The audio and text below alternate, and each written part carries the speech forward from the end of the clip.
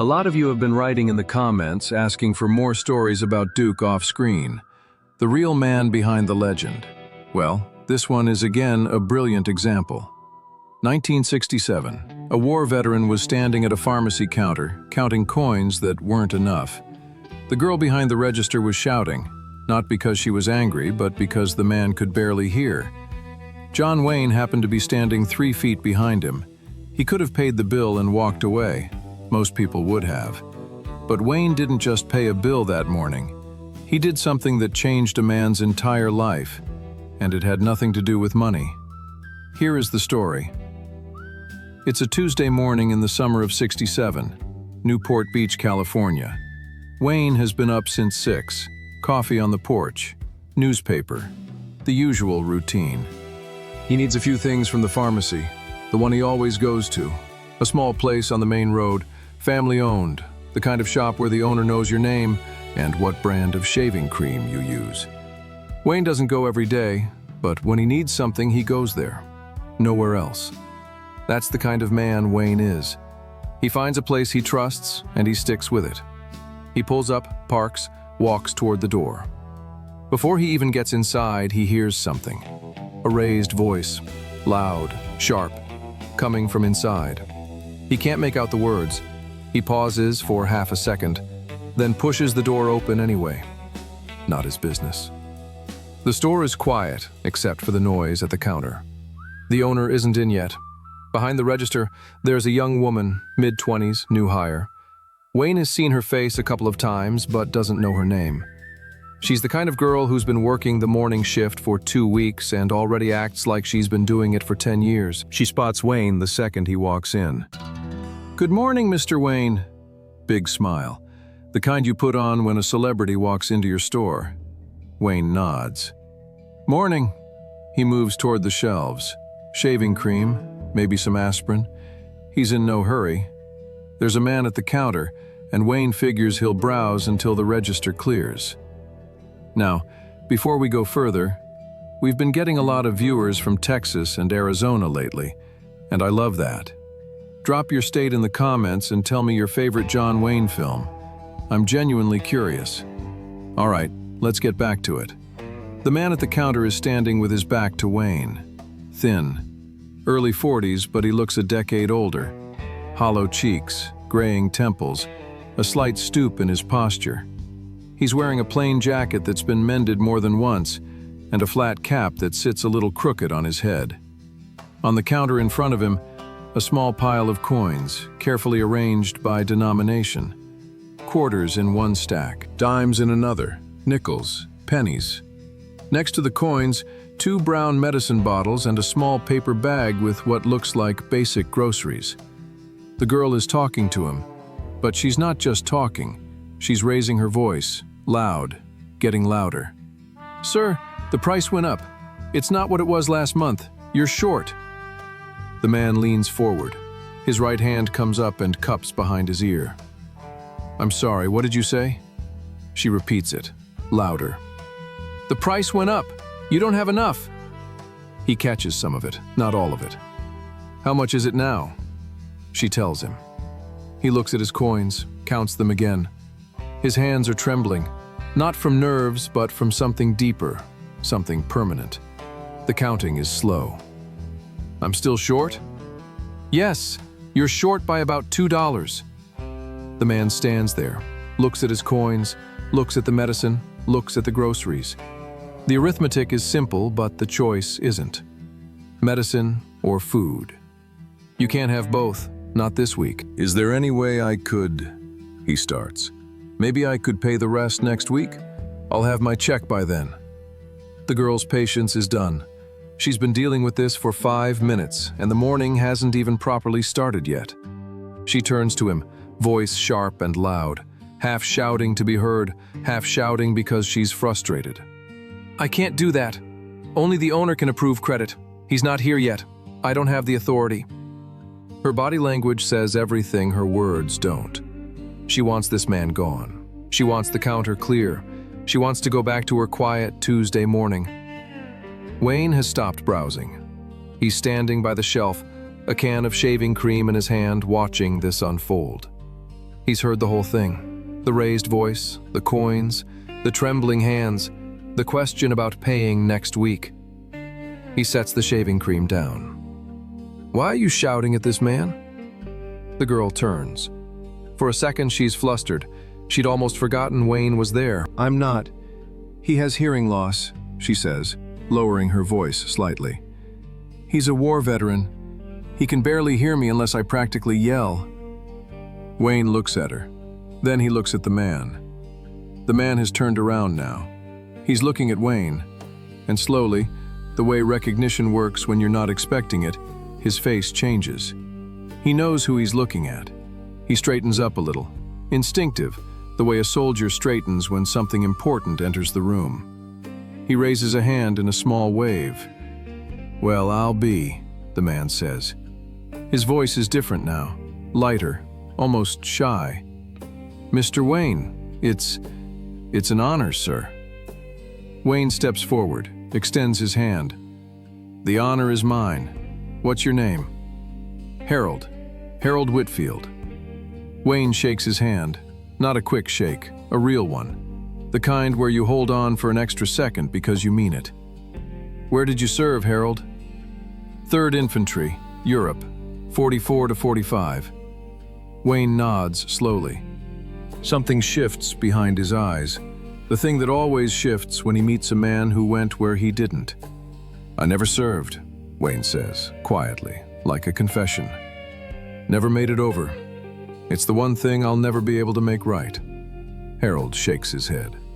"Mr. Wayne, what you've done for this country, your films, your voice, that matters more than you think. Not as much as what you did." Wayne turns to the girl. "What does he need?" "The 2 prescriptions and some groceries, but the total is more than what he—" "Prepare everything he came in for, all of it." Wayne pauses. "Actually, double the prescriptions. Make it a 2-month supply. I don't want him worrying about this next month either." The girl stares. "Sir?" "You heard me. Double it." Wayne reaches across the counter, gathers Harold's coins and puts them back in Harold's hand. Folds Harold's fingers around them. "Put that back in your pocket." Harold opens his mouth to protest. Wayne doesn't let him. "Harold, I'm buying my shaving cream and you're buying your medicine.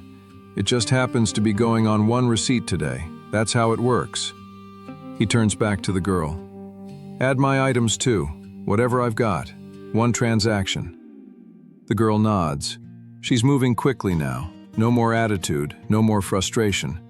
She fills the prescriptions, bags the groceries, adds Wayne's shaving cream and aspirin, rings it all up. Wayne pays, doesn't look at the total, takes his bag. Harold takes his. 2 months of medicine and a bag of groceries he couldn't afford 10 minutes ago. They walk out together. Wayne pushes the door open and holds it for Harold. The morning sun hits them. It's warm already. Going to be a beautiful day. Wayne was planning to go home. That was the plan. Pharmacy, then back to the house. Coffee on the porch. Read the paper. Simple morning. He looks at Harold standing on the sidewalk, clutching his pharmacy bag, looking like a man who doesn't know what to do with kindness when it hits him in the face. "You had breakfast yet?" Harold blinks. "Sir?" "Breakfast. Have you eaten?" "No, sir, not yet." "Me neither. There's a place down by the water. Best eggs in Newport Beach. My treat." Harold hesitates. You can see the war happening behind his eyes. Pride versus hunger. Dignity versus a hot meal. The voice that says you don't accept charity from strangers versus the fact that John Wayne is standing in front of him, asking to share a breakfast. I'd like that, Mr. Wayne." "Duke. Call me Duke." They drive down to a small restaurant on the beach, the kind of place with salt-bleached wooden tables outside and seagulls waiting for crumbs. Wayne picks a table with a view of the water, orders coffee for both of them, tells Harold to order whatever he wants. Harold orders eggs, toast, and bacon. He orders it the way a man orders when he hasn't eaten a proper breakfast in a long time, carefully, like he's doing math in his head, then remembering he doesn't have to. They eat, they talk. Wayne asks questions. Harold answers. The story comes out the way these stories always do. Not all at once, but in pieces, with long pauses and looks out at the ocean between sentences. Harold was a watchmaker before the war, good with his hands, precise work. The kind of man who could take a watch apart, find the problem, and put it back together in 20 minutes. He enlisted in '43, shipped out in '44. 3rd Infantry Division, France, Germany. Saw things he doesn't talk about, things he'll never talk about. Near the end of the war, an artillery shell landed close enough to take most of the hearing in his left ear and half the hearing in his right. The blast also damaged the nerves in his hands. Permanent tremor. Not much, not enough to stop you from eating or driving or living, but enough to end a career that required holding tiny screws with tweezers. He came home, tried to go back to the watch shop, couldn't do it. The hands that used to be the steadiest in town now couldn't hold a spring without dropping it. "So you can't do the work you were trained for," Wayne says. "No, sir." "And the hearing, that keeps you from jobs where you'd need to talk to people?" "Most of them. I can hear some, but in a crowded room or if someone's behind me, it's like trying to listen through a wall." "What do you do now?" Harold looks at the table. "Summers, I pick up day work down at the beach, hauling gear for the rental shops, cleaning boats, whatever they need. But the season hasn't started yet, so right now..." He doesn't finish. Wayne finishes for him. "Right now, you're living on your VA check. $150 a month, rent's $70. By the time I buy food and medicine, there's not much left.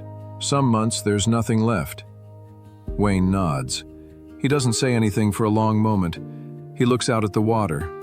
Harold can see that Wayne is thinking, but he can't tell what about. Harold's wife, Ruth, passed 3 years ago. Cancer. He says it the way men of that generation say it. One sentence, no details, eyes on the table.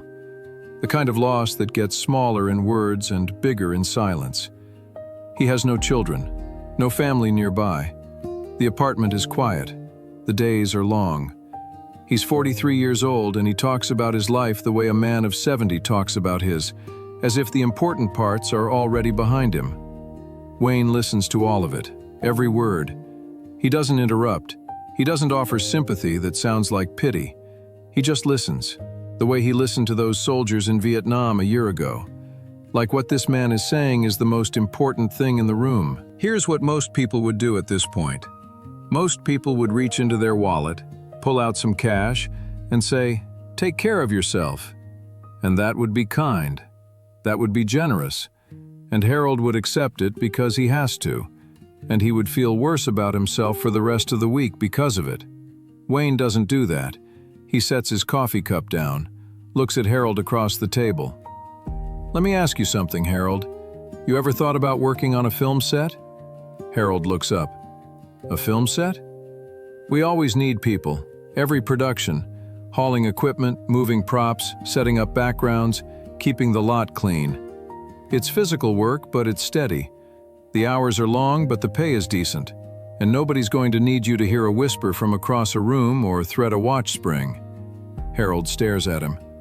"You're serious?" "I don't say things I don't mean.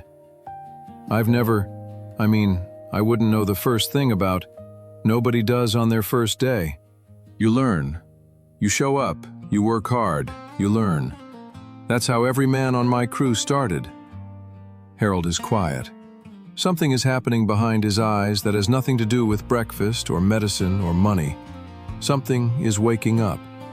The thing that happens when a man who has given up is handed, very quietly, a reason not to.